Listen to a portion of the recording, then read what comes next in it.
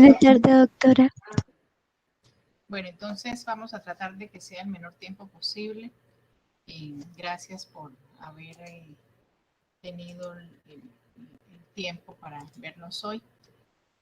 Bueno, entonces vamos a continuar. Me dicen si ya empiezan a ver la pantalla.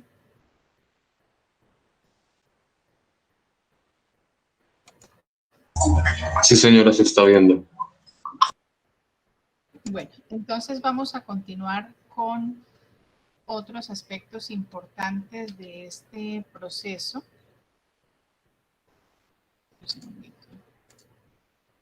De este proceso de regulación a nivel del sistema nervioso, de todo lo que tiene que ver pues con el control de la circulación y su regulación. Entonces veíamos que básicamente, que Daisy me está escribiendo. Listo, Daisy, no hay problema.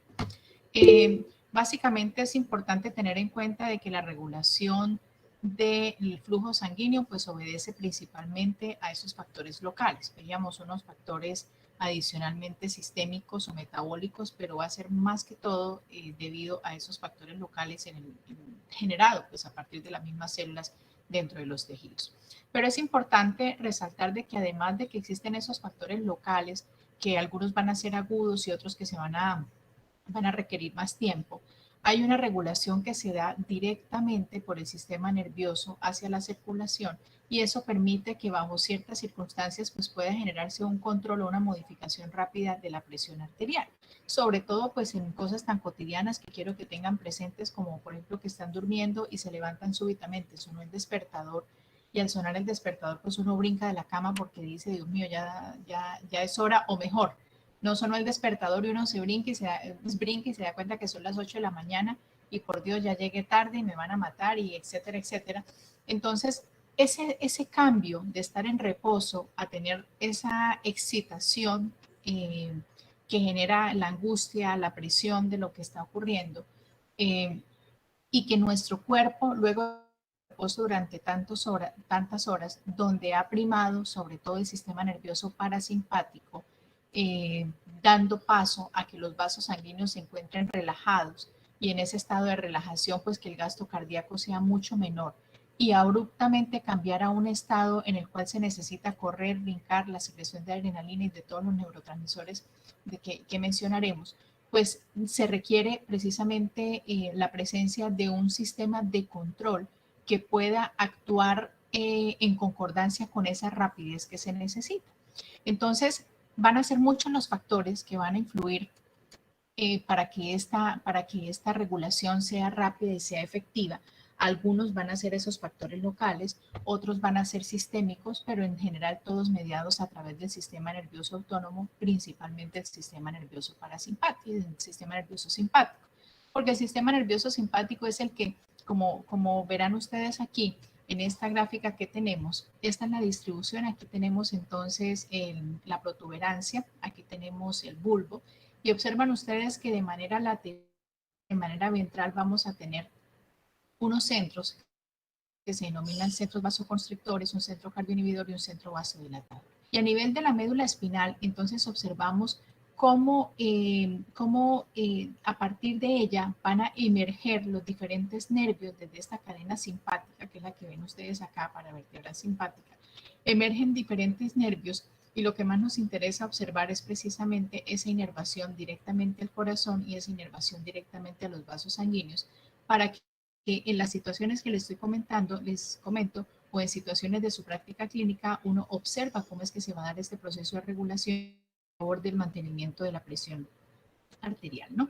Entonces, es importante que tengan claro que la parte más importante dentro de este sistema nervioso autónomo para el mantenimiento de los adecuados rangos de presión arterial va a ser el sistema nervioso simpático. Sin embargo, el sistema nervioso parasimpático también es un sistema que tiene mucha importancia en otros aspectos generales, pero en esta particularidad prima totalmente es el simpático. En contra de lo que está haciendo el simpático, que es aumentar la frecuencia cardíaca, o sea, la cronotropía, aumentar de alguna manera la inotropía, que es la fuerza de la contracción, La inervación que se da a nivel del centro vasomotor, a nivel del sistema nervioso parasimpático, lo que va a ocasionar en el corazón es un evento totalmente contrario, pero va a estar relacionado directamente con la frecuencia, con la cronotropía, para alcanzar una disminución de esa frecuencia cardíaca. Entonces, cuando nosotros hablamos de este sistema nervioso autónomo, entonces pues tenemos estas dos rutas que van a ir hacia la circulación, ¿cierto? Para ayudar a controlar todos estos procesos, y la primera de ellas pues es a través de estos nervios simpáticos que van a inervar todos los vasos sanguíneos, como lo observan ustedes acá, y el corazón, y adicionalmente la vasculatura de las vísceras internas o de los órganos internos. Y la segunda ruta es que casi inmediatamente en porciones periféricas de los nervios espinales, pues va a generarse esta distribución hacia la vasculatura de las áreas periféricas. Entonces, esta gráfica que ustedes están observando acá es una gráfica que nos permite identificar la anatomía del control nervioso simpático de la circulación, y esta línea punteadita roja que ustedes ven acá, pues nos está mostrando el nervio vago como una señal, como un nervio del sistema nervioso parasimpático que va a enviar esas señales directamente hacia el corazón. Bueno, tenemos otro aspecto importante a tener en cuenta, y es la forma como ustedes observan acá. Este es un vaso arterial, un vaso venoso, y ven ustedes acá en arteriolas, los capilares. Observan ustedes que acá entonces ya tenemos el tejido y fue entregado el oxígeno, y por eso cambia la coloración según esta gráfica, convirtiéndose entonces ya en una vénula y finalmente en una vena. Entonces, en la mayoría de los tejidos, como pueden observar ustedes, excepto a nivel de los capilares sanguíneos, vamos a encontrar esa inervación directamente del sistema nervioso simpático. Es importante tener en cuenta lo que ocurre aquí a nivel de estos capilares, porque esos esfínteres precapilares, como veíamos en la gráfica ayer, y en las metarteriolas pueden estar inervados en algunos tejidos, por ejemplo, a nivel de la vasculatura abdominal, sobre todo de los vasos mesentéricos, pero digamos que esa inervación que se va a encontrar a este nivel no va a ser una inervación tan profunda o tan visible como lo están viendo ustedes en esta gráfica que ocurre a nivel de las arterias y de las venas, sino que puede ser una inervación pues mucho más sutil, mucho más sencilla, ¿no? Entonces, el hecho de que estos pequeños tengan esta inervación pues va a permitir que cuando se dé la estimulación del sistema nervioso simpático se produzca la vasoconstricción, es decir, que los diámetros arteriales y arteriolares se reduzcan en virtud de la estimulación del músculo liso. Allá ustedes recuerden lo que veíamos cuando veíamos el músculo liso, lo que pasa con el calcio, y cada uno de estos procesos pues también va a estar mediado por algunos neurotransmisores como son la adrenalina y la noradrenalina.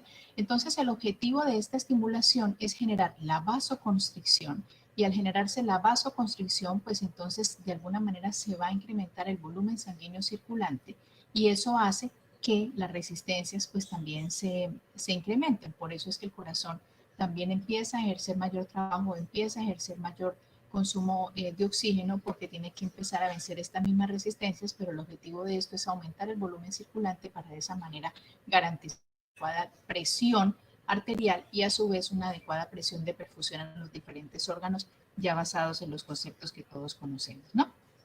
Y la inervación que se está dando aquí en estos grandes vasos, por ejemplo en las venas, pues hace que la estimulación simpática disminuya el volumen de estos vasos, y esa disminución lo que hace es empujar toda la sangre que tenemos aquí contenida en esto. Recuerden que estos son vasos de capacitancia hacia el corazón, y por lo tanto va a mejorar lo que conocemos como el retorno venoso, es decir, mayor cantidad de sangre va a estar llegando al corazón, y de esa manera pues se va a optimizar ese volumen sanguíneo, ese volumen latido, ¿no?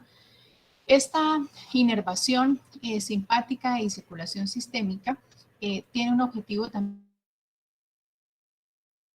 el aumento de la frecuencia cardíaca y la contractilidad, que eran las dos cosas que les estaba diciendo. Todo lo que tenga que ver con frecuencia cardíaca, cronos, cronotropía, cronos, el dios del tiempo, Y contractilidad, pues entonces va a hacer relación a la frecuencia de esa contracción, a la fuerza de esa contracción, y vamos a hablar entonces en términos de inotropía, todo lo que va a mejorar esa fuerza de contracción. Entonces, esas fibras simpáticas que estamos viendo nosotros acá van a ir directamente al corazón. Y esa inervación directa, pues lo que va a hacer es aumentar la frecuencia cardíaca, aumenta la fuerza de ese latido cardíaco y por lo tanto pues va a aumentar el volumen latido, además de lo que estábamos viendo que ocurre con los vasos venosos, lo cual pues va a incrementar ese volumen circulante, ¿no? Pero cuando hablamos de lo que ocurre a nivel del parasimpático, de la misma manera como les estaba citando ese ejemplo, pues la estimulación parasimpática lo que va a generar es una disminución de la frecuencia cardíaca y una disminución de la contractilidad. El simpático en esencia, pues el parasimpático es un sistema que es muy importante en otras funciones del cuerpo, como por ejemplo todo lo que tiene que ver con las funciones gastrointestinales. Pero cuando hablamos de la regulación vascular o cardiovascular, pues realmente sus efectos son demasiado puntuales. Y el más claro de ellos siempre va a estar relacionado con una disminución de la frecuencia cardíaca. Entonces, esta inervación va a estar dada a través de este nervio que vemos aquí, que van a ser bilaterales, que es el nervio vago, y que va a llegar pues directamente desde la médula espinal, como lo observan ustedes ahí en la línea discontinua, hacia el corazón. Entonces, esa estimulación parasimpática lo que va a ocasionar es una disminución marcada de la frecuencia cardíaca y una ligera disminución de la contractilidad del músculo cardíaco. En algún momento, cuando estábamos viendo, no recuerdo qué tema, yo les mandé a averiguar algo de la atropina y algo de la buscapina. Entonces, mientras vamos haciendo esta charla, traten de recordar la revisión que habían hecho previamente, porque ahorita vamos a hacer 2 preguntitas al respecto de eso, ¿no? Bueno, este sistema vasoconstrictor simpático y su control por el sistema nervioso central. Pero antes de que lleguemos a ese punto, sí, es importante anotar pues que a nivel del sistema nervioso central, nosotros vamos a encontrar varios puntos, como les mostraba en la gráfica anteriormente, que van a ser esos centros que se encargan de regular ese tono vasomotor, es decir, el tono que va a permitir que responda ante los diferentes cambios de presión que necesite en el cuerpo. Entonces, este sistema nervioso simpático que ustedes ven aquí, pues tiene muchos nervios y esos nervios a su vez pues transportan una gran cantidad de fibras nerviosas vasoconstrictoras y muy poquitas vasodilatadoras. Y eso de vasoconstricción y vasorelajación va a estar también relacionado con el tipo de neurotransmisor que, que esté siendo secretado pues por estas terminales nerviosas del sistema nervioso simpático, que va a ser generalmente mediado por la adrenalina y por la noradrenalina como neurotransmisores. Estas fibras que van a ser principalmente vasoconstrictoras, van a distribuirse principalmente en toda la circulación, pero va a ser notoriamente más frecuente o más denso, mejor es la palabra, en algunos tejidos que en otros. Y este efecto vasoconstrictor va a ser principalmente más notorio a nivel del riñón.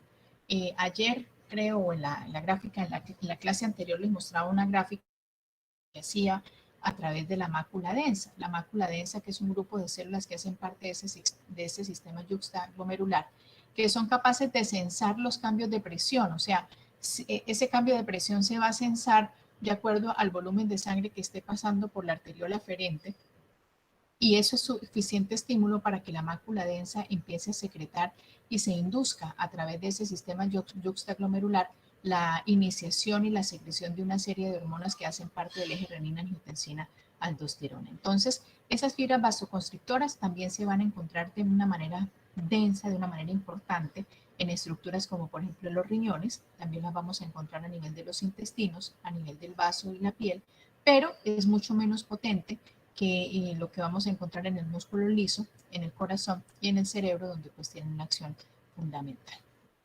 Y estas son las regiones que nosotros a nivel cerebral vamos a encontrar como centro vasomotor y su control del sistema de vasoconstricción. Entonces, importante tener en cuenta acá de que hay un control, de que la zona motora de la corteza cerebral, ustedes recuerdan que son esos 2 o 3 milímetros de sustancia gris, ¿cierto? Que van a estar, digamos, envolviendo a su vez a toda la sustancia blanca y que se mete por todos estos giros y por todas estas circunvoluciones. Entonces, esta corteza motora particularmente es una corteza que tiene una actuación muy importante en todo lo que tiene que ver en el control del sistema vasoconstrictor. Adicionalmente a esto, pues vamos a encontrar este centro, aquí abajito, que se llama el centro vasomotor, y más abajito un centro vasodilatador y otro centro vasoconstrictor, que van a ser como principalmente las estructuras, perdón, que van a estar relacionados con esto, ¿no? Este centro vasomotor está localizado de manera bilateral. Entonces aquí tenemos el bulbo, tenemos la protuberancia, bulbo, puente, y aquí ya tenemos la médula. Y este centro vasomotor va a estar localizado de manera bilateral en la sustancia reticular de la médula y en el tercio inferior de la protuberancia. Este centro se va a encargar principalmente de la transmisión de impulsos parasimpáticos a través de los nervios vagos al corazón y impulsos simpáticos a través de la médula espinal y los nervios simpáticos periféricos a prácticamente todas las arterias, las arteriolas y las venas del cuerpo, tal y como lo estábamos viendo. Y recuerden que los capilares sanguíneos pues no van a ser estructuras que se encuentren precisamente inervadas, sino vamos a llegar hasta las arteriolas principalmente, ¿no? Así que estas son las áreas del cerebro que juegan un papel pues muy importante en esa regulación nerviosa de la circulación. La literatura nos dice que la organización total de ese centro vasomotor pues no está totalmente clara, pero a través de múltiples experimentos de laboratorio en animales, pues se han podido determinar como algunas zonas que son pues bastante importantes. Y la primera de ellas es esta área vasoconstrictora, que es la que estamos viendo acá, ¿sí? La que observamos aquí, un área vasoconstrictora que también está localizada bilateralmente en esas porciones anterolaterales de la médula superior. Las neuronas que se originan en esta zona distribuyen sus fibras a todos los niveles de la médula espinal, donde excitan las neuronas vasoconstrictoras preganglionarias del sistema nervioso simpático. La segunda área es un área vasodilatadora que va a estar localizada bilateralmente, entonces es la que teníamos ahí un poquito más arriba, en las porciones anterolaterales de la mitad inferior. Miren que esta, la vasoconstrictora, lo vamos a tener en las porciones anterolaterales de la médula superior, mientras que la vasodilatadora en la mitad inferior de la médula. Y estas fibras de esta neurona se van a proyectar hacia arriba, hacia el área vasoconstrictora que se acaba de describir, y lo que van a hacer es inhibir la actividad vasoconstrictora de esta área y van a provocar vasodilatación. Como pueden ver ustedes aquí, estos son sistemas de retroalimentación muy estrechos que tienen que estar muy coordinados, porque imagínense que el paciente necesite vasodilatación y se esté generando vasoconstricción. Y esa alteración de estos sistemas puede llegarse a dar, pues, sobre todo en situaciones de trauma, donde hay alteración, donde hay edema y pues hay una disfunción bastante marcada de esta regulación dentro del sistema nervioso hacia la vasculatura. Y la tercera de esas áreas es un área sensorial que va a estar ubicada bilateralmente en el núcleo del tracto solitario, en las porciones posterolaterales de la médula y la protuberancia inferior, y las neuronas de esta zona van a recibir señales nerviosas sensoriales del sistema circulatorio, principalmente a través de los nervios vagos y el nervio glosofaríngeo, y las señales de salida de esta área sensorial van a ayudar a controlar las actividades de áreas vasoconstrictoras y vasodilatadoras del centro vasomotor, y de esa manera pues se va a poder proporcionar un control reflejo de muchas áreas y de muchas regiones. ¿Qué es lo que sucede cuando nosotros hablamos de una constricción parcial continua de vasos sanguíneos por tono vasoconstrictor simpático? Entonces, esa constricción parcial quiere decir pues que todo el vaso no se va a cerrar. Continua, que va a durar más de 1 o 2 segundos, que es lo que generalmente puede durar o un poco más de acuerdo a la actividad que se necesite hacer. Por ejemplo, en lo que les citaba, tenerme que levantar corriendo de la cama porque me di cuenta que eran las 8 de la mañana. Entonces, En condiciones normales, esa área vasoconstrictora del centro vasomotor que estábamos viendo hace un momento, pues lo que va a hacer es transmitir señales de manera continua hacia esas fibras vasoconstrictoras simpáticas por todo el cuerpo, y eso va a provocar que se activen de una manera lenta esas fibras a una velocidad que va a oscilar aproximadamente de 0.5 a 2 impulsos por segundo. Y ese disparo de manera continua para tratar de mantener ese vasotono motor dentro del sistema vascular, eso es lo que hace que tengamos ese tono simpático, ¿sí? Porque de otra manera, entonces nuestros vasos estarían demasiado fofos, lo llamo yo, se abrirían demasiado y esas aperturas demasiado pueden traer como consecuencia que no se alcance el nivel óptimo de ese retorno venoso, ese nivel óptimo de ese volumen sistólico, de ese volumen de eyección, y es allí cuando por esta inhibición del sistema nervioso, o esta disfunción mejor del sistema nervioso simpático, el paciente puede cursar con situaciones clínicas como por ejemplo desmayos o estados de síncope, que pierde la conciencia, se cae al piso y que cada vez pues pueden hacerse mucho más repetitivos. Entonces es importante que es necesario que de manera continua este sistema esté regulado a través de este tema, de este tono vasoconstrictor simpático, para garantizar que el tono de los vasos sanguíneos se mantenga constante en virtud de la necesidad de mantener una adecuada presión arterial y a su vez una adecuada presión de perfusión cerebral. Estos impulsos, entonces, básicamente van a mantener un estado parcial de constricción en los vasos sanguíneos, y eso es lo que se va a denominar el tono vasomotor. En esta gráfica que ustedes están viendo acá, que me pareció pues bastante interesante, es una gráfica que nos está mostrando precisamente la importancia de ese tono vasoconstrictor.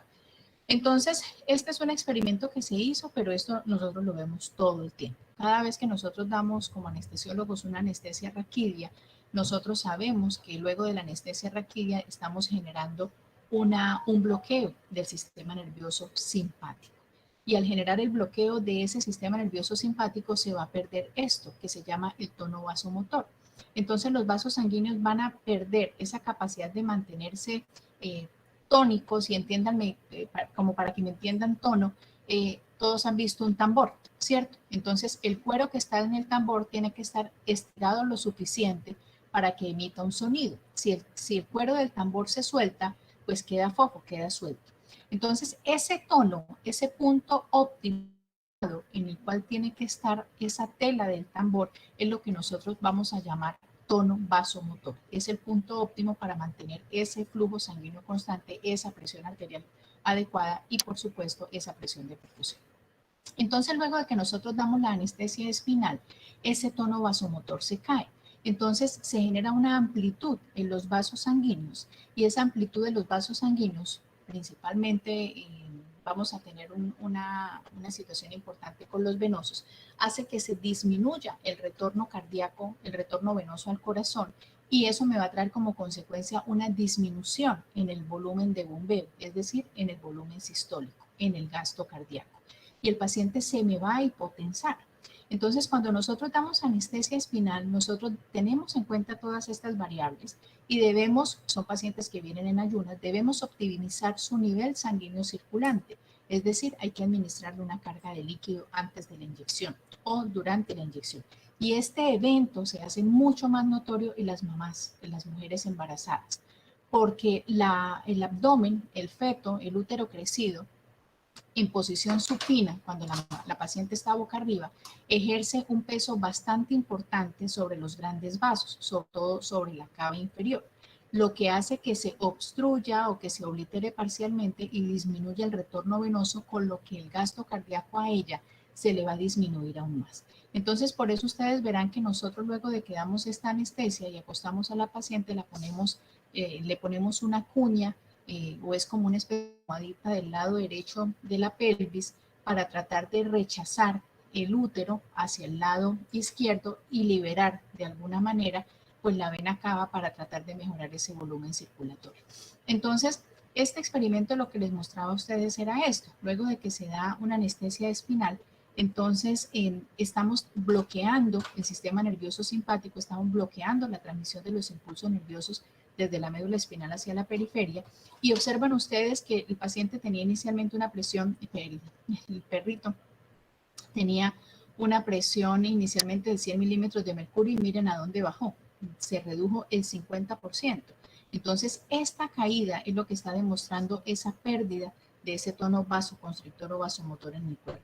Luego de unos cuantos minutos, que aquí pues es muchísimo tiempo, nosotros no podemos en un paciente esperar 5 o 10 minutos para tomar alguna medida en aras de restablecer la presión arterial, pues se le administró una pequeña cantidad de norepinefrina. Nosotros lo que utilizamos es otro medicamento, la norepinefrina no puede administrarse directamente así como viene la ampolla de los vasos sanguíneos porque matamos al paciente, le quemamos las venas, eso tiene que ser diluido y son unas dosis específicas. Pero acá en el ejemplo nos dicen eso, yo pondría etilefrina y después de que le pongo una pequeña dosis de etilefrina, este es el objetivo que yo alcanzo. Y es lo que nosotros hacemos en nuestra práctica todos los santos días luego de que hacemos este bloqueo. Hidratamos al paciente para mejorar el volumen sanguíneo circulante y sepan ustedes que los líquidos que uno le administra al paciente permanecen más o menos 20 minutos en el espacio intravascular. Luego se van para el extravascular. Por eso es que no es bueno encharcar a los pacientes ni administrar que 5.000 litros, que 4.000 mililitros o 5.000 mililitros. No, nada de eso. Porque eso en los vasos sanguíneos solo está X cantidad de tiempo. Entonces, si el paciente necesita sangre, sin miedo póngale la sangre, que esa sí se va a quedar ahí. Básicamente todo lo que...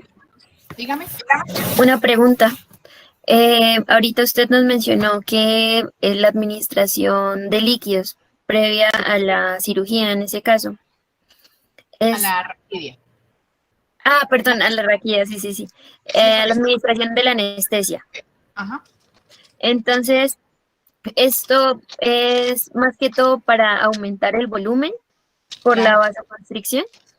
No, no por la vasoconstricción. Yo estoy bloqueando el sistema simpático. El sistema vasosimpático me da vasoconstricción, me da un vasotono. Cuando yo bloqueo el simpático, entonces ya se va a perder ese tono vasomotor y los vasos sanguíneos se van a volver fofos, se van a vasodilatar para que me lo entiendas, ¿sí? Pierden su tono. Es como si soltaras la tela del tambor. Ya el tambor no va a sonar igual. Entonces ya la sangre no va a fluir de la misma manera. Entonces, lo que uno hace como una medida transitoria, teniendo en cuenta que los líquidos duran 20 minutos en el torrente circulatorio, es darle una carga al paciente de líquidos. Yo estoy administrando la anestesia y esos 20 minutos son suficientes para generar el bloqueo, es decir, para que la anestesia llegue al punto que yo necesito para la cirugía. Y con eso la administración de estos vasotónicos para mejorar el tono, pero ya de manera externa. Ya el tono de manera externa porque el simpático lo tengo bloqueado. Entonces, estas inyecciones que nosotros ponemos es la manera como ayudamos a restablecer de manera transitoria o mantener esta fisiología en ausencia de la fisiología natural porque yo la bloqueé para poder realizar un procedimiento. ¿Ya? ¿Me hago entender? Entonces es una medida que es temporal. Gracias, profe. Con gusto. Ya. Escribe. Ya. Entonces, claro, esta parte. Bueno, y aquí entonces ustedes ven cómo después de unos cuantos minutos, pues esto se restablece. Más o menos esto dura al minuto. Al minuto uno observa cómo aumenta la frecuencia cardíaca inmediatamente con la inyección de 1 o 2 miligramos de etilefrina y seguidamente con eso, pues entonces, pues lo que vamos a tener es un aumento de la presión arterial. Bueno, ¿cómo se da entonces el control de la actividad cardíaca por el centro vasomotor?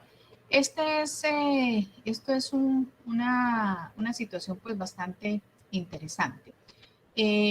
Como les estaba mostrando a ustedes acá en esta gráfica, hay algunos centros, miren ustedes las diferentes regiones que vamos a encontrar a nivel del sistema nervioso central, específicamente a nivel del cerebro, como todas estas regiones que van a encargarse de regular la actividad cardíaca y ese tono vascular.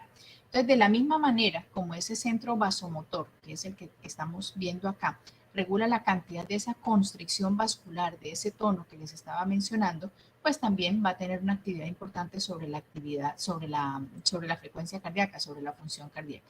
Entonces, las regiones laterales de este centro vasomotor se van a encargar de transmitir impulsos excitadores a través de fibras nerviosas simpáticas al corazón cuando existe la necesidad de aumentar la frecuencia cardíaca y la contractilidad. Recuerden ustedes que las variables del gasto cardíaco son la frecuencia cardíaca y el volumen, ¿sí? Cuando yo tengo el gasto cardíaco es ese volumen de sangre que yo necesito estar eyectando del corazón para cumplir las funciones básicas del cuerpo. ¿De qué depende? Del volumen sistólico, ¿cierto? Y de la frecuencia cardíaca. Entonces yo puedo trabajar sobre cualquiera de esas dos variables porque las dos, cualquiera de las dos, tiene que dar como resultado el aumento del gasto cardíaco.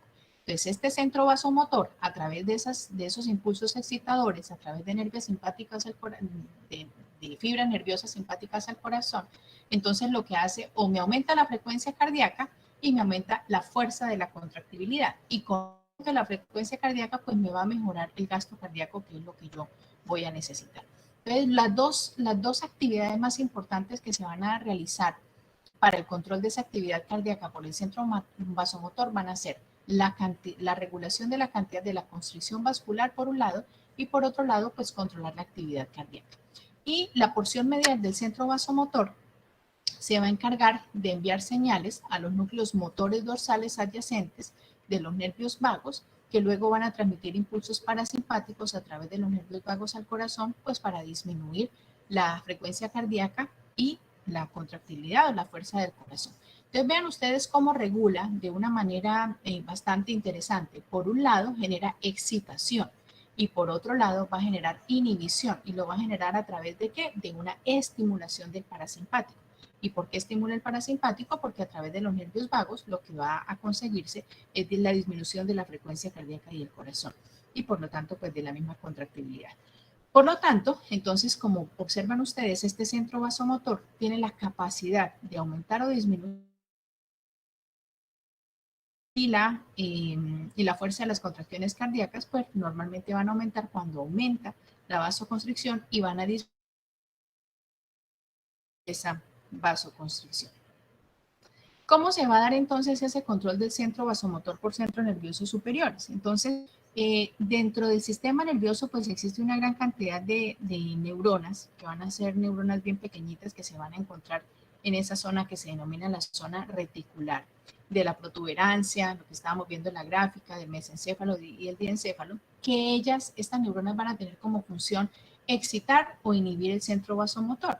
Y esa sustancia reticular, o esas neuronas que vamos a encontrar en esa sustancia reticular, van a provocar, las que están de manera lateral y superior son las que van a producir excitación, y las que van a estar mediales, es decir, más hacia el centro, pero más hacia la región inferior, entonces van a ser las que van a generar o las que van a provocar esa inhibición. Otra de las regiones que es muy importante en esta regulación es esta estructura que se llama el hipotálamo. El hipotálamo pues, juega un papel especial en el control de ese sistema vasoconstrictor, porque él también tiene la capacidad de ejercer esos efectos excitadores o inhibidores sobre el centro vasomotor, y las porciones más posteriores y laterales del hipotálamo van a causar principalmente excitación, mientras que la anterior puede causar una leve excitación o inhibición según pues, la parte precisa del hipotálamo anterior que se estimula.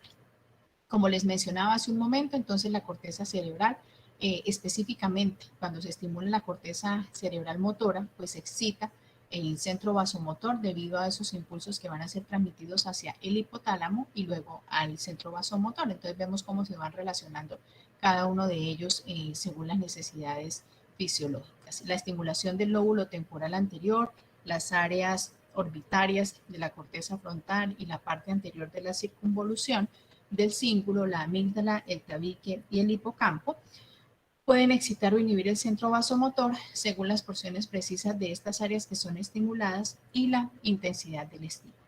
Y como les estaba mencionando y veíamos en esa gráfica, entonces la noradrenalina, cuyo precursor es la dopamina, y que se va a secretar principalmente o se va a formar a través de las glándulas suprarrenales, pues va a ser ese neurotransmisor que va a ser secretado en esas terminales de los nervios vasoconstrictores y que va a actuar directamente sobre un tipo de receptores que ya ustedes han escuchado mencionarme, que son los receptores alfa adrenérgicos. Esos receptores alfa-adrenérgicos los vamos a tener principalmente a nivel del músculo liso vascular.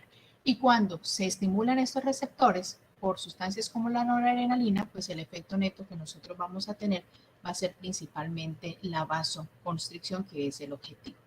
La médula suprarrenal y su relación con el sistema vasoconstrictor simpático, bueno, esto es muy importante por lo que les estaba diciendo, porque este es el sitio donde se van a producir y se van a secretar la epinefrina, que es la adrenalina. Epinefrina y adrenalina son lo mismo, y la norepinefrina en la sangre circulante. Y de esa manera, entonces, lo que se secreta aquí, estos son ejes, así ustedes lo van a ver en la fisiología, que van a estar relacionados como, por ejemplo, corteza, hipotálamo, y ganglios, por decir algo.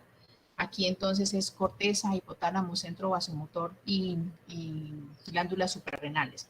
Entonces, esos impulsos simpáticos que estábamos viendo ahí en la primera gráfica de la cadena simpática, que se transmiten a la médula suprarrenal al mismo tiempo, pues van a ser transmitidos a los vasos sanguíneos.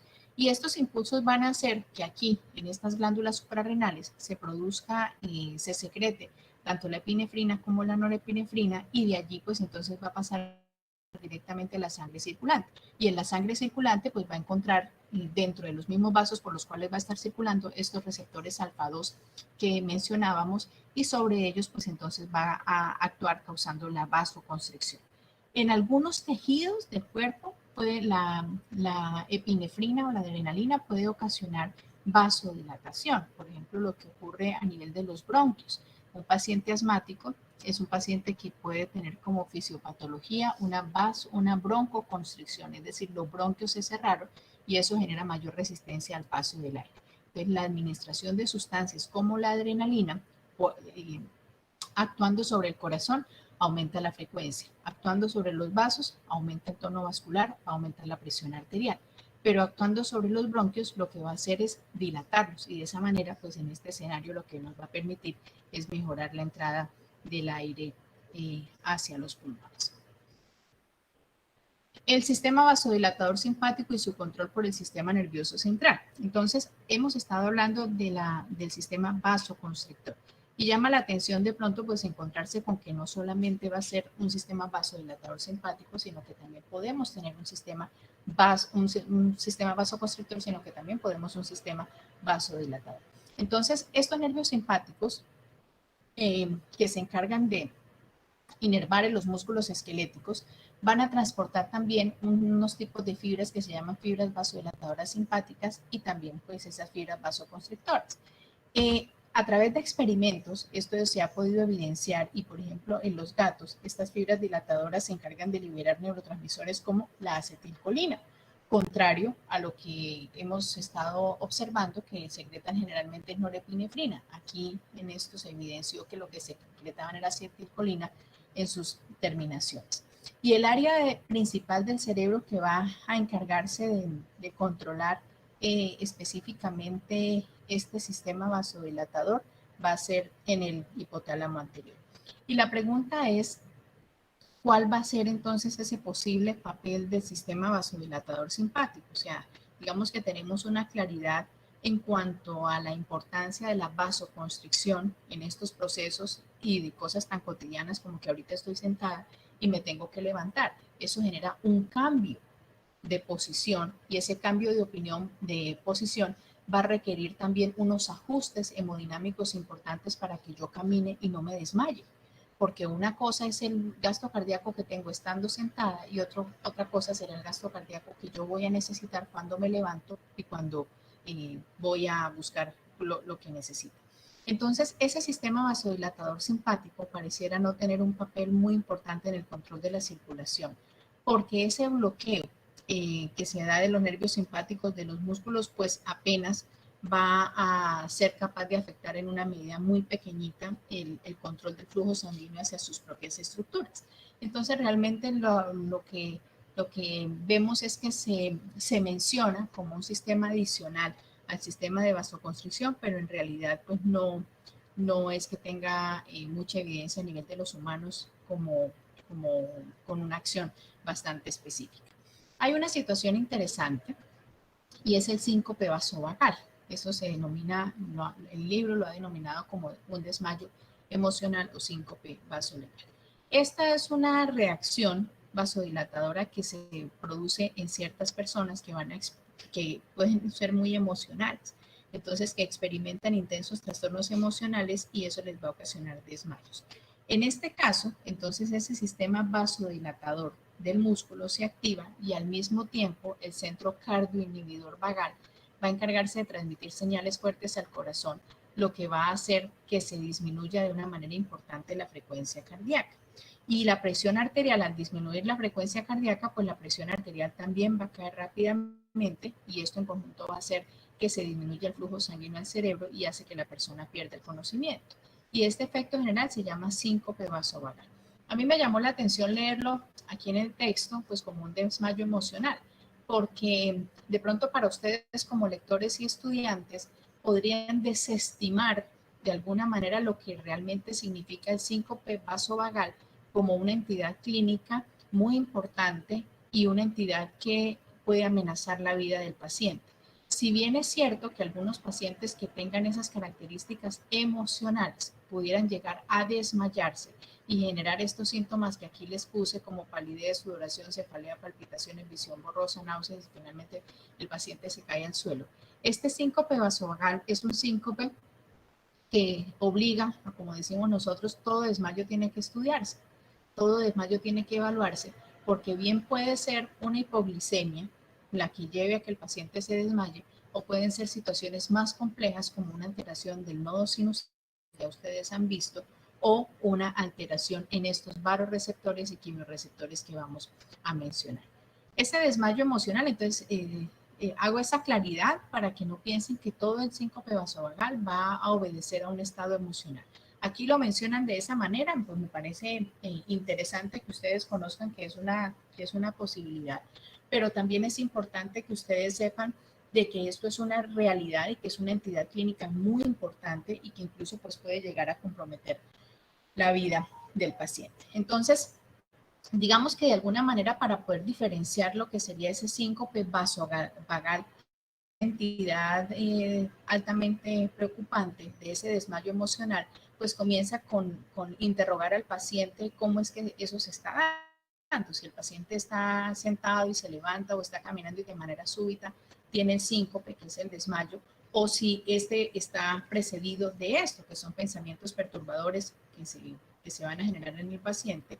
Y como explicación a esto, pues que la vía vaya luego al centro vasodilatador del hipotálamo anterior junto a los a través de los nervios vagos y también a través de la médula espinal a los nervios vasodilatadores simpáticos de los músculos. Bueno, ¿cuál es el papel entonces del sistema nervioso en el control de la presión arterial? Fundamental. O sea, ya vimos cómo actúa, cómo funciona específicamente con la frecuencia cardíaca y ahora vamos a ver cómo lo hace con el control de la presión arterial.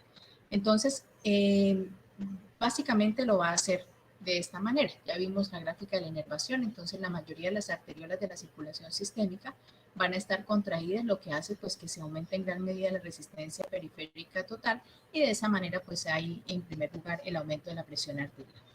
Cuando observamos estos eventos, veían ustedes que las venas también se encuentran densamente inervadas, pero también los otros vasos grandes de la circulación. Entonces, al estar bajo esta inervación simpática, pues van a estar fuertemente contraídos y esa constricción hace que la sangre se desplace desde los grandes vasos sanguíneos periféricos hacia el corazón y eso es lo que hace que aumente el volumen sanguíneo de retorno al corazón y ese gasto cardíaco va a verse incrementado. Y una vez ese volumen de sangre está llegando al corazón, porque está llegando en bastante cantidad, ¿cierto? Más allá de lo que se puede catalogar como normal, hace entonces que el corazón lata con más fuerza, porque las fibras allá en los sitios cardíacos se estiran y entonces aplicamos la ley de Frank-Starling y hace que el corazón lata con mayor fuerza y por lo tanto, pues consecuentemente con esto que bombee mayores cantidades de sangre y esto pues también va a aumentar el volumen sanguíneo circulante, ¿cierto? Aumenta la fracción de eyección, está aumentando y finalmente el objetivo es aumento de la presión arterial. Y el tercero de estas características va a ser que finalmente el corazón va a ser estimulado directamente directamente por el sistema nervioso autónomo, lo que va a mejorar aún más el bombeo cardíaco. Y este estímulo directo del autónomo va a ser a través de la frecuencia cardíaca. Gran parte de ese bombeo cardíaco es por aumento de la frecuencia, que a veces aumenta hasta 3 veces del valor normal, y eso lo ven ustedes cuando están haciendo ejercicio. Ahí sentaditos en una frecuencia de 70 por minuto, pero si empiezan a hacer un ejercicio de alta intensidad, correr unos cuantos kilómetros, pues claramente la frecuencia cardíaca puede llegar a 160, 170 latidos por minuto.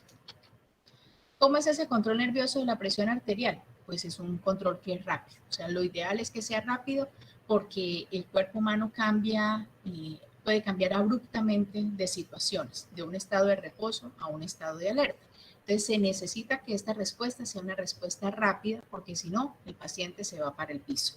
Si no se alcanza a generar esta regulación, no alcanza a llegar sangre y sobre todo glucosa al cerebro y el paciente pues se va a desmayar. Así que esto comienza en segundos y a menudo aumenta la presión al doble de lo normal en tan solo 5 a 10 segundos. La inhibición repentina de la estimulación cardiovascular nerviosa puede reducir la presión arterial a la mitad de lo normal en tan solo 10 a 40 segundos.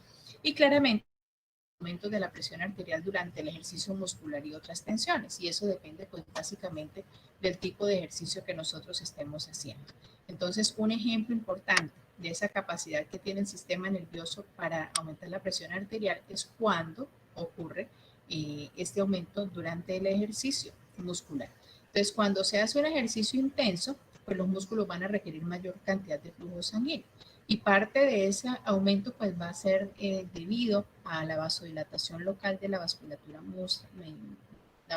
muscular, que va a causar pues el aumento del metabolismo de las células musculares, y eso pues va a generar, entre otras cosas, calor, va a generar vasodilatación, y de esa manera pues se va a aumentar el flujo sanguíneo a esta región del cuerpo que en ese momento es la que lo necesita. Y si se da un aumento adicional, pues va a resultar de la elevación simultánea de la presión arterial causada por la estimulación simpática de la circulación general durante el ejercicio. Entonces, durante el ejercicio también tenemos una secreción importante de hormonas que hace que se aumente entonces la frecuencia cardíaca y ese volumen circulante. Y eso puede incluso ser tan evidente como que la presión arterial aumente de entre un 30 a un 40%, lo que hace pues también que se aumente aún más el flujo sanguíneo, que se aumente aún más el flujo sanguíneo, incluso a más de la mitad, ¿no? Estas mismas áreas cerebrales que están ustedes viendo aquí, entonces cuando hablamos del ejercicio, entonces digamos que se destacan dos zonas principales para esta estimulación, para el aumento de la presión arterial, y va a ser la corteza motora, que la tenemos por aquí, y en esta zona encontramos otra región muy importante que se llama el centro de activación reticular del tronco encefálico, que lo que hace es pues, generar una vasoconstricción. Miren ustedes acá, aquí tengo el SARA y miren la línea punteada, como la línea punteada entonces está pasando muy cerca del centro vasomotor, está pasando muy cerca del centro vasodilatador y el vasoconstrictor, pues entonces eso nos queda claro de que genera la estimulación, ¿no? Para poder incrementar esa presión arterial en respuesta a esto. Profe, Señora. Disculpe interrumpirla, tengo otra pregunta. Es acerca de si cuando nosotros tenemos fiebre, que pues nuestra temperatura sube, pasa algo similar a lo que está pasando con el ejercicio. ¿Específicamente qué? Estoy hablando de la presión arterial. Está pasando sí, señora. la temperatura, que si se aumenta la temperatura, que si se aumenta la presión arterial cuando aumenta la temperatura. En el caso de cuando tenemos fiebre. Bueno. ¿Y por qué se aumentó el metabolismo? Porque hubo un montón de células que les tocó trabajar extra. Esa es la explicación. Entró un virus, el sistema de defensa estaba ahí alerta, en guardia, pero pues no estaba trabajando, no se estaba moviendo mucho. Así que cuando entra el virus, entonces estas células empiezan a trabajar en una cantidad de sustancias que van a incrementar el metabolismo. Incrementan su propio metabolismo, y en ese incremento de metabolismo y en ese trabajo extra se va a generar ¿qué? Calor. Entonces, al generarse calor, ese calor hace que se aumente la temperatura corporal. Y ese aumento de la temperatura corporal va a ser sensado por un centro que es el hipotálamo, que tiene 7 u 8 funciones específicas Y dentro de esas funciones específicas es el control de la temperatura. Entonces la sangre llega caliente, está pasando a través del hipotálamo y el hipotálamo dice, pues pucha, esto está como muy caliente, entonces vamos a empezar a disipar el calor. Y la manera como empieza a disipar el calor es entonces a través de la sudoración. Por eso con fiebre nosotros empezamos a sudar. Por eso con fiebre empieza a darnos fríos y escalofríos, porque es una manera de tratar de eliminar ese calor en el cuerpo, porque ese aumento de la temperatura me va a alterar el pH y al alterarme el pH, pues entonces me va a alterar la entrega de oxígeno y la captación de dióxido de carbono y así sucesivamente, porque todo esto es un ciclo. Con relación a que si ese aumento de la temperatura me va a aumentar la presión arterial, sí me la va a aumentar. Y me la va a aumentar porque por cada grado que se aumenta la temperatura corporal hay un aumento de aproximadamente 10 latidos cardíacos. Y con esos 10 latidos cardíacos que se está incrementando por cada 10, por cada grado de temperatura, pues entonces estoy aumentando el volumen circulante, ¿cierto? Y al aumentar el volumen circulante, pues voy a terminar aumentando la presión arterial. Sí, en un primer momento sí, digamos que en la etapa más aguda de la enfermedad, si la enfermedad estamos hablando de un proceso infeccioso establecido, entonces eso me puede llevar a un estado séptico y la sepsis me va a ocasionar todo el efecto contrario. Y el efecto contrario es que me va a generar los vasos se van a enchanzar demasiado y a pesar de que yo le ponga adrenalina, vasopresina, todo lo que ustedes quieran, el vaso no coge tono. Y eso pues es una catástrofe para el paciente hasta tanto se pueda normalizar o se pueda controlar ese proceso infeccioso. Bueno, ¿cuáles son los mecanismos reflejos para mantener la presión arterial normal? Pues lo ideal es mantenerla normal, ¿cierto? Entonces, si tenemos una dieta sana, y esa dieta sana nos va a permitir que nuestros vasos sanguíneos sean vasos sanguíneos sanos, es decir, que no estén infiltrados por placas ateromatosas, por las hamburguesas, las pizzas y los perros calientes que nos comemos toda la noche, pues entonces vamos a tener mecanismos para mantener esa presión arterial normal y se llaman mecanismos reflejos. Y estos mecanismos reflejos pues no necesariamente tienen que pasar primero por la corteza cerebral, sino pueden darse en un primer momento en el sitio o en sitios periféricos. Entonces, dentro de esos mecanismos reflejos para mantener la presión arterial normal, tenemos un sistema de control de la presión por los vasoreceptores. ¿Y qué van a hacer esos vasoreceptores? Van a ser un tipo especial de receptores que van a responder al estiramiento. Esos también se llaman presoreceptores, pues relacionados con la presión, y estos vasoreceptores van a estar ubicados en unos puntos estratégicos y van a ser en las paredes de varias arterias sistémicas grandes. Esta es la anatomía fisiológica de los vasoreceptores y su inervación. Entonces tenemos unos vasoreceptores específicos. Miren ustedes acá. Este es un quimioreceptor, pero también funciona como vasoreceptores como los que tenemos aquí a nivel de la aorta. Entonces, esta figurita lo que nos está mostrando es que las señales de los vasoreceptores carotídeos se transmiten a través de unos nervios pequeños que son los nervios de Hertz. Entonces, miren ustedes acá. Esta es la carótida, ¿sí? Entonces aquí tengo el callado de la aorta y aquí entonces voy a tener varios receptores aórticos. Es decir, que a medida que salga la sangre del corazón, en virtud de que tanto se ensanche la aorta en respuesta a ese volumen sanguíneo, pues eso va a generar un estímulo para estos receptores y estos vasoreceptores simultáneamente van a estimular los centros que estábamos viendo, centro vasotónico, centro vasodilatador y centro vasoconstrictor a nivel de la médula, del bulbo y de la protuberancia, perdón, y de los centros de la médula. Y miren ustedes que los aórticos van a ir directamente a estos centros, mientras que los otros periféricos que tenemos, como son los que vamos a hallar a nivel de la carótida, van a tener un nervio específico que va a comunicar con el nervio glosofaringeo, el cual va a ir a los centros vasomotores principales y es el nervio de giro. Entonces, esta figura muestra que las señales de los vasoreceptores carotídeos se transmiten a través de los nervios pequeños de Hearing a los nervios glosofaringeos en la parte alta del cuello y luego al núcleo del tracto solitario, acá lo vamos a tener en el área medular del tronco encefálico. Estas señales de los vasoreceptores aórticos en el arco de la aorta se transmite a través de los nervios vagos al mismo núcleo del tracto solitario a nivel de la médula. Entonces, dentro de estos, estos receptores mejor van a ser muy abundantes, pero van a ser principalmente abundantes aquí a nivel de la carótida interna ligeramente por encima de la bifurcación de la carótida y vemos acá las tres ramitas en negro. Y segundo, por encima en un área conocida como el seno carotídeo, es esta que nosotros tenemos acá, el seno carotídeo. Y la otra zona donde vamos a encontrar pues de manera densa estos varoreceptores, pues va a ser directamente ahí a nivel de la aorta, ¿no? Bueno, otra cosa que es importante tener en cuenta es que estos varoreceptores pues van a digamos que su función más importante va a ser responder a los cambios en la presión arterial. Entonces, esos cambios que nosotros vamos a observar acá en los niveles de presión arterial sobre la tasa de esa transmisión de impulsos desde el nervio de los senos, del seno carotídeo de Hering, pues miren ustedes acá que tenemos el número de los impulsos desde la carótida, desde los nervios sinusales por segundo, y vemos acá la presión sanguínea en milímetros de mercurio. Entonces tenemos una presión de quizás 40 milímetros de mercurio, vemos cómo va ascendiendo según el número de esos impulsos que se estén generando, hasta que finalmente alcanzamos un tope y observan ustedes que ese máximo de presión arterial estaría entre 160 a 170 milímetros de mercurio.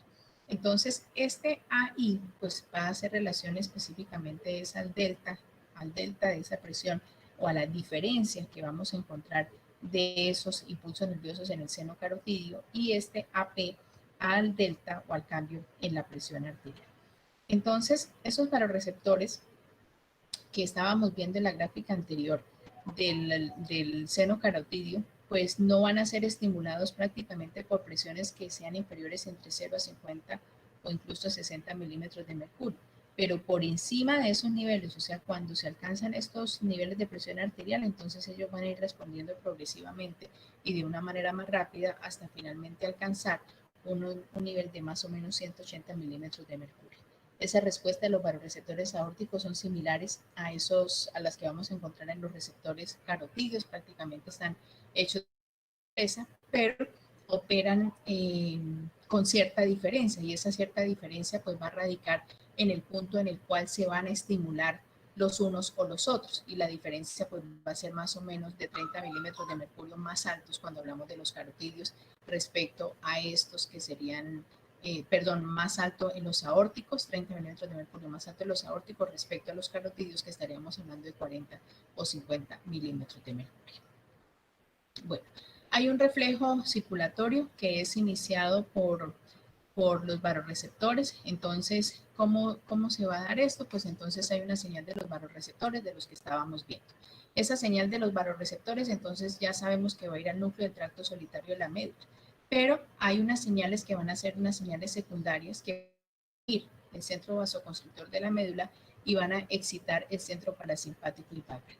Y a nivel del núcleo del tracto solitario de la médula, vamos a tener unos efectos netos y el primero de ellos es la vasodilatación de las venas y arteriolas en todo el sistema circulatorio periférico y el segundo de ellos pues va a ser una disminución de la frecuencia cardíaca y la fuerza en la contracción cardíaca. De tal manera observan ustedes de que la excitación de los varoreceptores por unos incrementos en la presión en las arterias hace que la presión arterial disminuya de una manera refleja debido a una disminución de la resistencia periférica. Cae la resistencia periférica, esta caída de la resistencia periférica también es densada y eso es lo que hace que se disminuya el gasto cardíaco.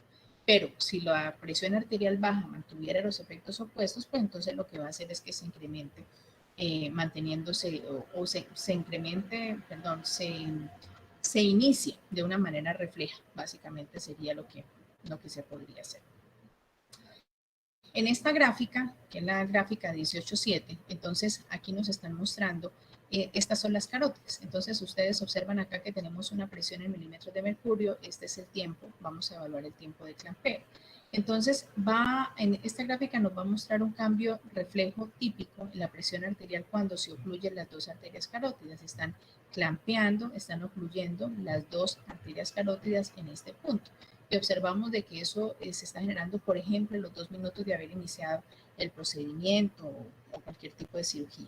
Entonces, esta oclusión, este clampeo de las arterias carótidas, hace que se disminuya la presión del seno carotídeo y lo que vamos a tener como resultado, pues es que precisamente esa respuesta de los varoreceptores disminuye. Eso va a causar menos efecto inhibidor sobre el centro vasomotor. Entonces, el centro vasomotor se va a volver un centro mucho más activo de lo normal, lo que hace que la presión arterial aórtica aumente y permanezca elevada durante unos 10 a unos 20 minutos mientras las carótidas están ocluidas. Cuando se libera esta oclusión, que es lo que estamos observando aquí, entonces permite pues que la presión en los senos carotídeos aumente y el reflejo del seno carotídeo ahora pues va a hacer que la presión aórtica caiga casi de inmediato un poco por debajo del valor normal, pues como buscando una compensación momentánea y luego pues entonces va a volver a la normalidad en el siguiente minuto, perdón. Bueno. ¿Qué es la función tampón de presión del sistema de control de los varorreceptores? Entonces, este sistema de varorreceptores que estamos viendo, pues va a ejercer como una oposición y se denomina entonces una función de amortiguación y los nervios de los varorreceptores entonces se denominan nervios de amortiguación.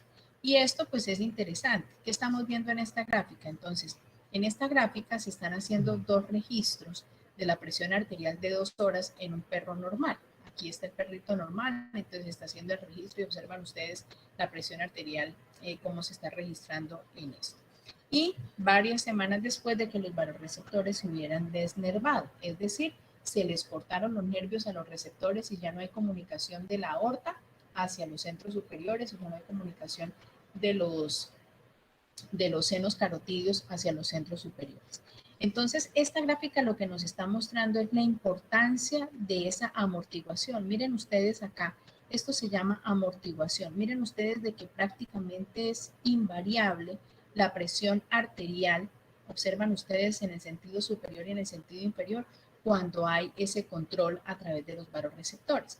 Pero cuando se pierde el control de los varorreceptores, observan ustedes esas fluctuaciones tan importantes de la presión arterial y esto pues va a generar, esta extrema variabilidad va a generar alteraciones en la presión y eso pues va a ser demostrado al intentar hacer actividades cotidianas y sencillas como por ejemplo acostarse, estar de pie, la excitación, comer, defecar o realizar cualquier ruido, ¿no?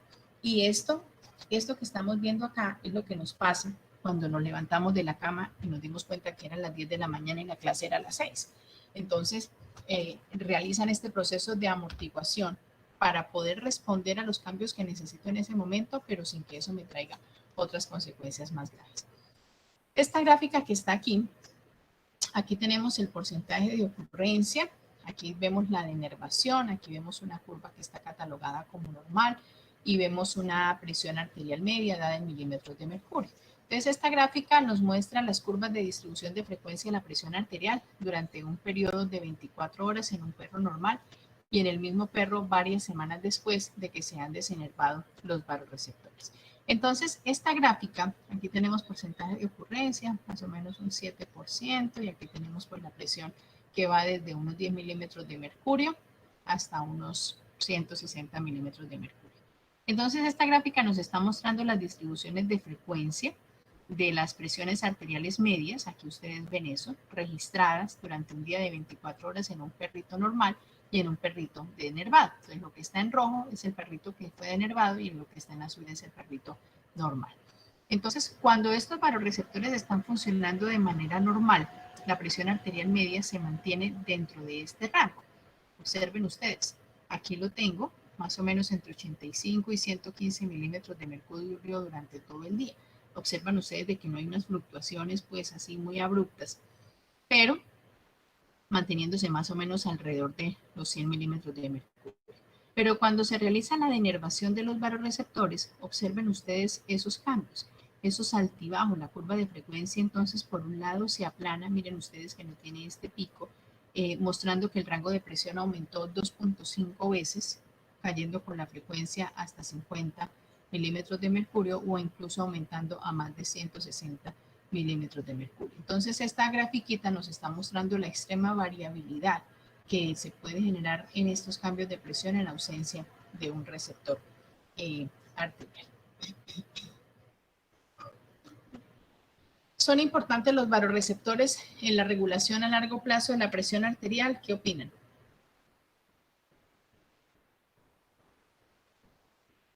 Sí, profe, obviamente. Mucho, profe. Sí, profe. Bastante.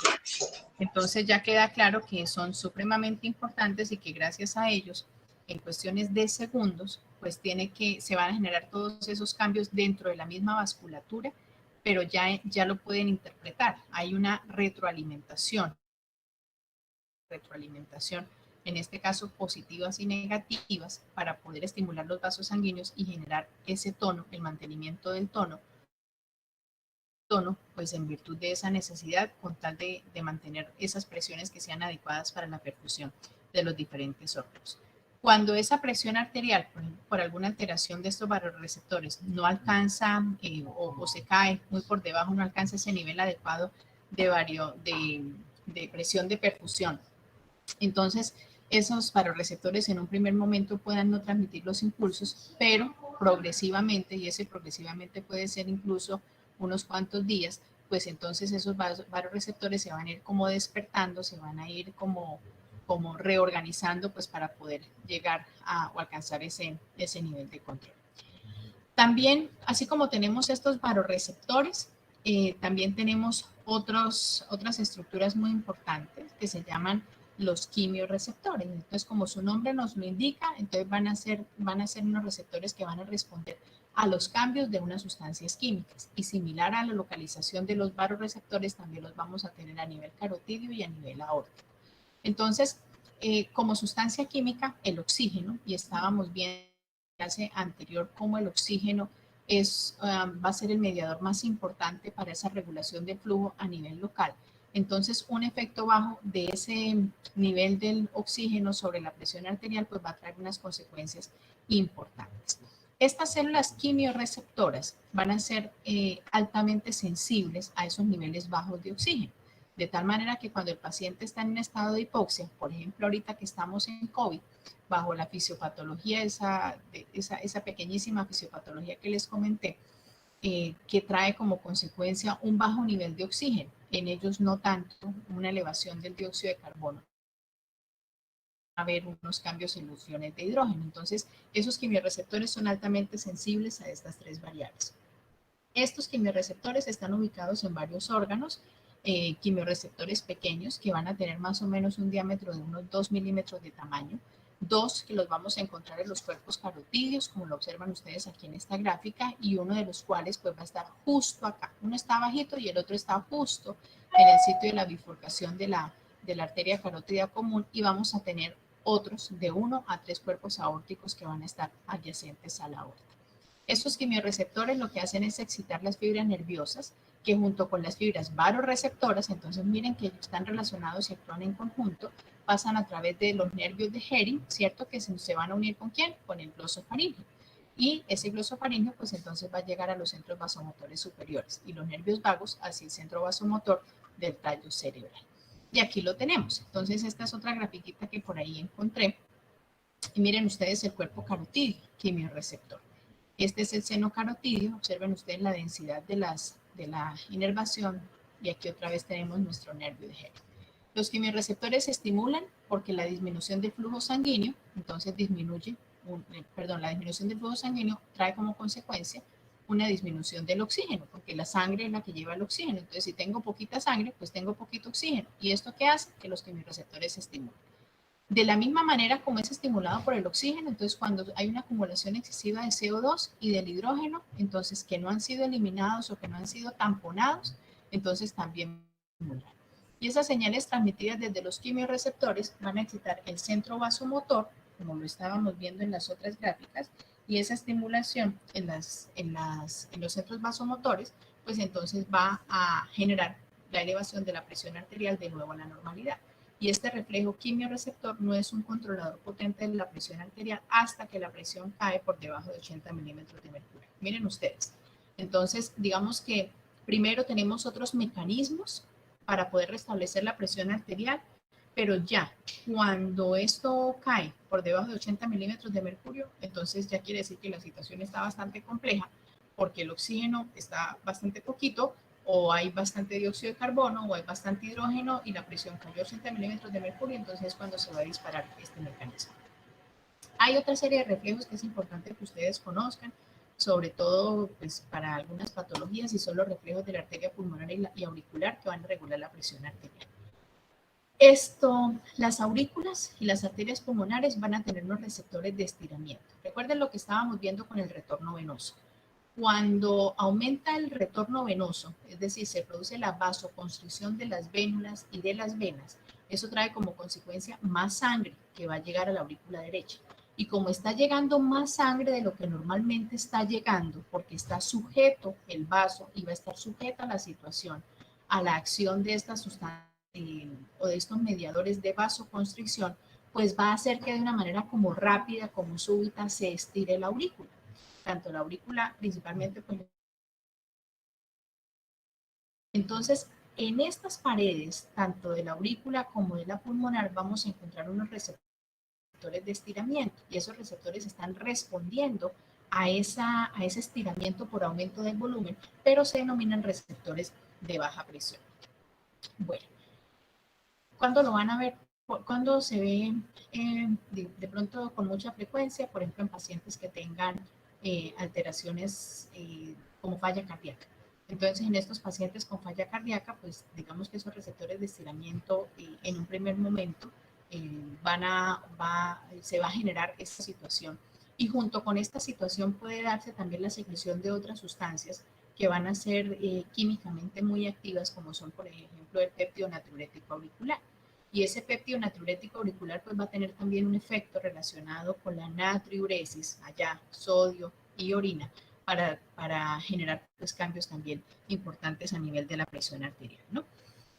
Bueno, ¿cuáles estos reflejos auriculares que activan los riñones? Entonces, no solamente nos vamos a quedar con este reflejo que se va a dar acá a nivel de la aurícula, sino que ese reflejo auricular pues también va a tener una acción a distancia.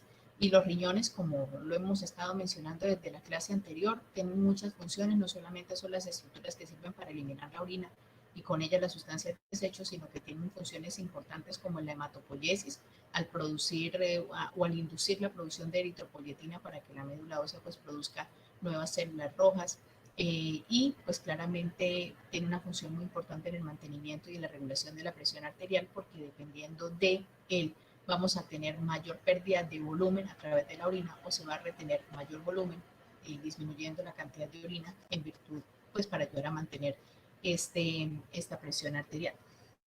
Este reflejo pues se llama el reflejo de volumen. Entonces esta gráfica es una gráfica interesante.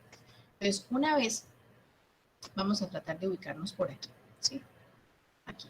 Entonces una vez se da el estiramiento de las aurículas y se va a dar la activación de esos receptores auriculares que estábamos mencionando como de estiramiento de baja presión, entonces eso va a traer como consecuencia que se genere una reducción de la actividad del nervio simpático renal, va a haber una disminución en la reabsorción tubular y va a hacer la dilatación de las arteriolas aferentes en los riñones. Y esas señales, pues entonces también se van a ir transmitiendo de manera simultánea desde las aurículas arriba, allá al hipotálamo como centro regulador, para precisamente disminuir la secreción de la hormona antidiurética, que es lo que estamos viendo acá.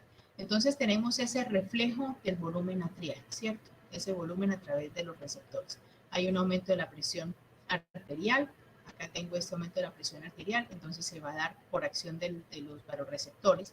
Entonces hay un aumento de la actividad simpática renal. Ese aumento de la actividad simpática renal entonces va a activar el hipotálamo, y en el hipotálamo entonces va a empezarse a secretar una hormona que se llama la hormona antidiurética, y la hormona antidiurética lo que va a hacer es aumentar la excreción de sodio y aumentar la excreción de agua.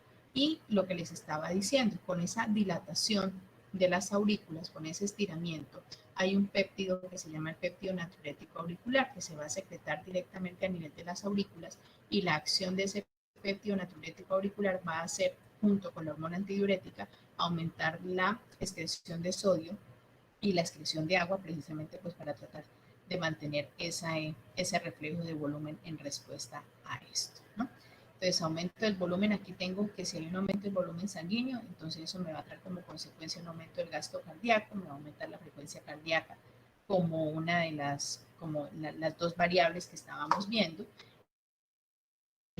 aumento del volumen sanguíneo, esa sangre que está llegando a través de las venas, pues va a hacer que se estiren las aurículas y ese estiramiento de las aurículas entonces me va a generar este reflejo que se llama el reflejo del brain bridge y ese reflejo me trae como consecuencia pues el aumento de esa frecuencia cardíaca. Aumenta la frecuencia cardíaca y eso es lo que se conoce como el reflejo del brain bridge. Cuando la frecuencia cardíaca es rápida, el estiramiento auricular causado por la infusión de líquidos, y esto es importantísimo, porque es que a veces se sollan, se cuelgan de las bolsas de líquido, pues sí, es importante si el paciente está choqueado, pero toda esta fisiología debe uno tenerla en cuenta.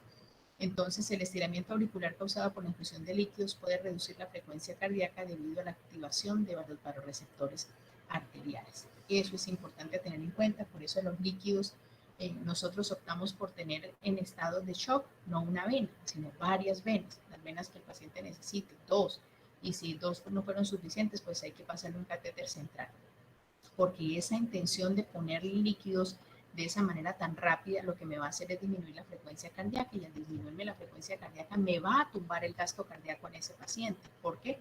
Por activación de esos vasoreceptores. Por lo tanto, el efecto neto del aumento del volumen sanguíneo y el estiramiento auricular sobre la frecuencia cardíaca entonces depende de las contribuciones relativas de los reflejos vasoreceptores que tienden a disminuir la frecuencia cardíaca y el reflejo del brain bridge que va a tender a acelerar la frecuencia cardíaca. La disminución del flujo sanguíneo al centro vasomotor cerebral va a provocar un aumento de la presión arterial, esa es la respuesta isquémica del sistema nervioso central. Eso es interesante, también tiene que ver por supuesto con el oxígeno, porque la mayor parte del control nervioso de la presión arterial se va a lograr mediante reflejos que se originan en los vasoreceptores, en los quimiorreceptores y en los receptores de baja presión. ¿Y dónde están los receptores de baja presión?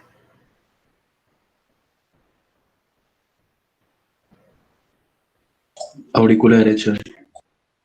Auriculares. Entonces, los receptores de baja presión son auriculares, todos los cuales se encuentran en la circulación periférica fuera del cerebro. Cuando el flujo sanguíneo al centro vasomotor, allá en la médula, allá en el tronco encefálico inferior, disminuye lo suficiente como para causar deficiencia nutricional, es decir, causar isquemia, cuando decimos nutricional es porque no le está llegando suficiente oxígeno. Es decir, causa la isquemia cerebral, entonces esas neuronas vasoconstrictoras y cardioaceleradoras del centro vasomotor pues van a ser excitadas, ¿cierto? Porque esa es su función. Se excitan ante la deficiencia del oxígeno y van a responder directamente a la isquemia, excitándose de una manera bastante fuerte. Cuando ocurre esa excitación, entonces la presión arterial sistémica a menudo se eleva a un nivel tan alto como el corazón posiblemente pueda bombear, y se cree que este efecto es causado por la falla de sangre que fluye lentamente para llevar el dióxido de carbono lejos del centro vasomotor del tronco encefálico. ¿Y la causa cuál es? Pues básicamente que hay una obstrucción a ese flujo sanguíneo. A niveles bajos de flujo sanguíneo, el centro vasomotor, la concentración local de dióxido de carbono aumenta enormemente y tiene un efecto extremadamente potente en la estimulación de las áreas de control nervioso vasomotor simpático en la médula del cerebro. El efecto isquémico sobre la actividad vasomotora puede elevar drásticamente la presión arterial media hasta 250 milímetros de mercurio durante 10 minutos. Y ese grado de vasoconstricción simpática causado por la isquemia cerebral intensa es a menudo tan grande que algunos de los vasos periféricos pueden quedar pues, a este nivel de presión, imagínense ustedes, quedan total o casi totalmente ocluidos. Y ese efecto isquémico sobre la actividad vasomotora puede elevar drásticamente esta presión. Aquí estoy repitiendo el texto para que puedan observar ustedes, miren los vasos sanguíneos, miren lo que está ocasionando la enfermedad, por ejemplo, a nivel de las carótidas, esto es lo que era normal, y miren cómo se puede obliterar el vaso sanguíneo desde aquí, la alteración cómo va a generar, y finalmente entonces incrementarse la presión de tal manera que termina ocluyendo los vasos sanguíneos. Los riñones, también como un efecto, porque recuerden que todos estos sistemas están entrelazados entre sí, cesan la producción de orina, ¿cierto? Para tratar de compensar ¿qué pasó aquí con la presión? Hay una constricción arteriolar renal en respuesta a esa descarga simpática y por lo tanto esa respuesta es uno de los activadores más potentes del sistema vasoconstrictor simpático. ¿Cuál es la importancia de la respuesta isquémica del sistema nervioso como regulador de la presión arterial? Entonces, según lo que hemos dicho.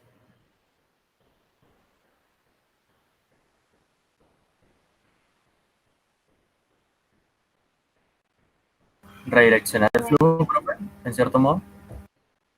de que además de esa respuesta que estábamos viendo acá, de que esta respuesta isquémica es uno de los activadores más potentes del sistema vasoconstrictor simpático, pues esta respuesta no se va a volver significativa hasta que la presión cae muy por debajo de los 60 milímetros de mercurio y menos. Imagínense ustedes, cuando estábamos hablando de las carótidas, estábamos diciendo que se van a activar cuando la presión cae a 80 milímetros de mercurio.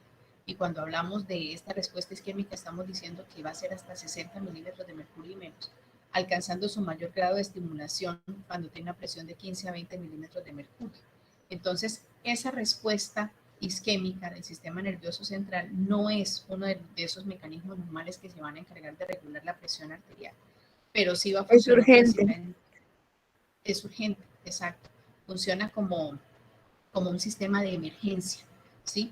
Porque lo va a hacer de una manera muy rápida, de una manera muy fuerte, precisamente para evitar que se continúe disminuyendo la presión arterial cuando el flujo de sangre hacia el cerebro pues está muy por debajo, está en un nivel altamente peligroso para ocasionar pues una lesión cerebral, incluso fatal. Entonces, digamos que esta respuesta isquémica es prácticamente el último mecanismo, el último recurso que tiene el cuerpo para tratar de regular o para tratar de evitar que esto. La reacción de amortiguación al aumento de la presión alrededor del cerebro, entonces hay algo que se llama la reacción de Cushing. Y la reacción de Cushing es un tipo especial de respuesta isquémica del sistema nervioso central que resulta del aumento de la presión del líquido cefalorraquídeo alrededor del cerebro en la bóveda craneal. Cuando veamos un poquito de esto, ustedes entenderán, hablaremos de que, digamos, hay 3 continentes que van a estar contenidos en esta estructura que es rígida, que es la bóveda craneal. Y estos continentes pues tienen que mantenerse en un delicado equilibrio, que son el líquido cefalorraquídeo, la sangre, los vasos sanguíneos y el cerebro como tal. Entonces, cada uno tiene una presión constante, cada uno tiene un volumen determinado, ¿sí? Y ellos están en equilibrio, pero cuando se pierde el equilibrio por alguna razón, porque se aumenta la cantidad de líquido cefalorraquídeo, porque hay una lesión ocupante de espacio entre el cerebro, entonces esto se expande, o porque aumenta el flujo sanguíneo a nivel del cerebro, de los vasos sanguíneos, pues claramente ese equilibrio se pierde y va a alterar esta relación entre los continentes. Entonces, esta reacción de Cushing, que es ese tipo especial de respuesta isquémica del sistema nervioso, va a generarse cuando hay un aumento. Es específica cuando hablamos de la presión del líquido cefalorraquídeo alrededor del cerebro dentro del cráneo. Entonces, cuando esa presión del líquido cefalorraquídeo aumenta de tal manera que ella siempre va a estar por debajo de la presión arterial, pero cuando esa presión aumenta para igualar la presión arterial, pues entonces va a terminar comprimiendo todo el cerebro, porque recuerden que ella está entre las meninges, está rodeando todo el cerebro y va a estar rodeando la médula espinal. Entonces, así como lo está haciendo con el cerebro, lo está haciendo con las arterias del cerebro. Y al aumentar esa presión del líquido cefalorraquídeo, ¿qué va a hacer sobre las arterias del cerebro? Pues las va a obliterar.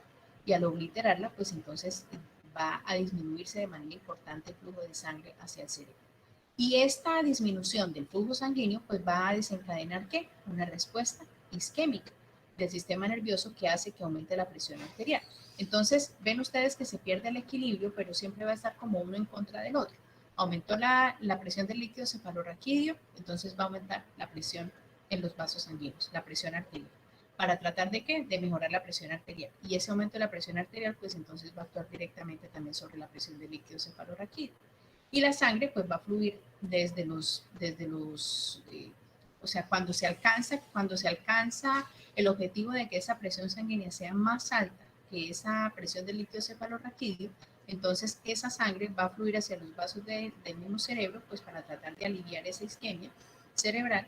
Y por lo general, pues esta presión arterial alcanza un nuevo nivel de equilibrio que va a estar más alta, debe estar más alta que la presión del líquido cefalorraquídeo, para que de esa manera pues la sangre pueda fluir libremente a través de todas las estructuras. Entonces, esta reacción de Cushing que estamos mencionando, pues lo que va a hacer es ayudar a proteger a los centros vitales del cerebro de la pérdida de la nutrición, de la pérdida del oxígeno, si la presión del líquido cefalorraquídeo alguna vez aumenta lo suficiente como para comprimir esas arterias cerebrales. Otro reflejo importante, ya para terminar, es el reflejo de la compresión abdominal que aumenta el gasto cardíaco y la presión arterial. Entonces, ese reflejo, pues básicamente es como cuando hacemos una maniobra de Valsalva, cuando uno intenta defecar. Entonces, cuando uno intenta defecar, lo que está haciendo es generar una contracción sostenida de los músculos abdominales, ¿cierto? Pero esa contracción sostenida de los músculos abdominales va a generar un incremento en la presión intraabdominal. Y ese incremento en la presión intraabdominal pues va a hacer que el flujo sanguíneo que está en los vasos o en el sistema venoso pues se mueva. Entonces, cuando se provoca un reflejo vasoreceptor o quimiorreceptor, las señales nerviosas se transmiten simultáneamente a través de los nervios esqueléticos a los músculos esqueléticos del cuerpo, en particular a los músculos abdominales. Luego, la contracción muscular pues comprime todos los reservorios venosos del abdomen, lo que ayuda a trasladar la sangre de los reservorios vasculares abdominales hacia el corazón, y de esta manera pues está poniendo a disposición del corazón mayor cantidad de sangre para que el corazón la bombee. Esta respuesta general se denomina el reflejo de compresión abdominal. Cuando se provoca un reflejo vasoreceptor, perdón, esto aquí se repite. Sí. El efecto resultante sobre la circulación es el mismo que el causado por los impulsos vasoconstrictores simpáticos cuando se contraen las venas. Un aumento del gasto cardíaco como el de la presión arterial. Y existen unas ondas respiratorias en la presión arterial. Entonces, con cada ciclo de la respiración, cada que nosotros respiramos, pues la presión arterial suele subir y bajar de 4 a 6 milímetros de mercurio. ¿Y por qué ocurre esto? Porque cuando yo respiro estoy aumentando la presión a nivel de la caja torácica. Entonces voy a tener el mismo efecto de vacuum o de aspiración de sangre desde la cámara cardíaca. Entonces eso hace que cambien estas ondas que asciendan de 4 a 6 milímetros de mercurio en forma de onda, lo que provoca las ondas respiratorias de la presión arterial. Y los mecanismos, pues que son muchas señales respiratorias que surgen en el centro respiratorio de la médula, se van a traspasar al centro vasomotor con cada ciclo respiratorio por un lado. Por otro lado, cada vez que nosotros tomamos aire, pues entonces la presión en la cavidad torácica se vuelve más negativa de lo habitual, lo que hace que los vasos sanguíneos del pecho se expandan. Eso hace que se reduzca la cantidad de sangre que regresa al lado izquierdo del corazón y por lo tanto disminuye momentáneamente el gasto cardíaco y la presión. Los cambios de presión causados en los vasos torácicos por la respiración pueden excitar los receptores de estiramiento vasculares y auriculares. Es una grafiquita que les traigo. Cuando yo le pongo, por ejemplo, en cirugía, le pongo al paciente o les pongo a ustedes que estén en observación un pulso oxímetro para medir la saturación de oxígeno, el monitor también a través de un algoritmo que trae implícito, entonces me va a dar las ondas de respiración. Entonces, cuando uno expira, miren la forma de la onda, ¿sí? Y cuando uno inspira, pues entonces las ondas van a ser mucho más fluidas. ¿Y estas ondas qué son? Las ondas de la presión arterial. Esta es la fase de la expiración, esta es la fase de la inspiración y esta es la fase de la expiración. Entonces, esta es la onda de presión arterial. La onda de presión arterial relacionada con las fases respiratorias. Y las ondas vasomotoras de presión arterial, la oscilación de los sistemas de control del reflejo de la presión. Estas ondas, pues la figura nos está mostrando las ondas vasomotoras causadas por la oscilación de la respuesta isquémica del sistema nervioso. Miren ustedes el nivel de presión que se alcanza. Y las ondas causadas por la oscilación del reflejo vasoreceptor. Bueno, eso era todo lo que teníamos que hablar del capítulo 18. ¿Dudas, preguntas, inquietudes?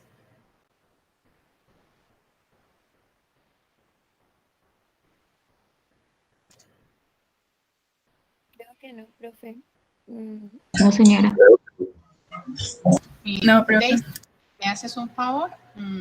Creo que tenemos 39 estudiantes. ¿Me pasas lista en este momento? No, 57, creo que es lo que tengo aquí. Me apuntan los estudiantes que están. No me tomas. ¿Le puedes tomar fotico? Si me mandan la fotico de los 58 estudiantes, solamente tenemos 2 excusados. Ok, profe. Aquí los estoy viendo. Para el día lunes, vamos a hacer solamente el quiz de lo que hemos visto. Entonces vamos a hacer quiz de retroalimentación de esto. Y no sé si tengan tiempo para que empecemos respiratorio. Con Daisy me cuenta, para ver si podemos empezar el día martes. El día lunes solamente vamos a hacer quiz. Como hoy tuvimos clase, pues no vamos a tener clase el lunes para que mañana puedan estudiar el tema completo. Ok, Profe, ¿cuáles serían los capítulos para empezar con circulatorio? Todos los que vimos. los de los videos. Son 5 capítulos si no estoy mal. Los 5 capítulos los evaluamos el lunes. Entonces, por favor, estudien porque está larguito el quiz. Por eso el lunes no vamos a dar clase. Vamos a dar solamente el quiz. Y el martes empezamos con respiratorio. ¿Listo? Sí, profe, yo creo que lo que se refería a la compañera era que cuáles capítulos, digamos, es necesario como para comprender la clase del lunes o del martes de respiratorio. ¿Solo sería el primero? Es que les estoy diciendo que el lunes no vamos a ver respiratorio. El lunes vamos a hacer solamente el quiz de los 5 capítulos de circulatorio. El martes vemos respiratorio.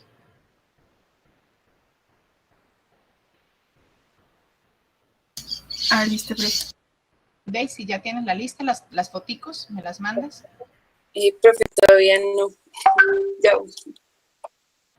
Sofía, préstame el celular un momentico, por favor. Necesito tomarle foto a este listado.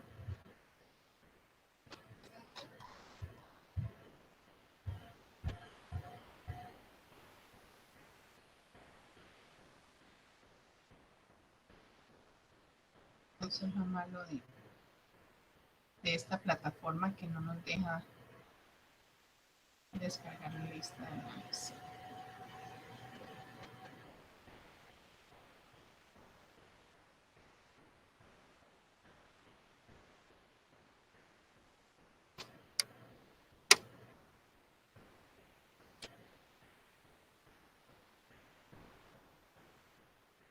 Bueno, si no es más, entonces nos vemos, si Dios lo permite, el lunes. Hasta luego, profe. Hasta luego, profe, gracias. Luego, profe, gracias. Hasta luego, profe. Gracias, profe. Gracias, profe. Luego, profe.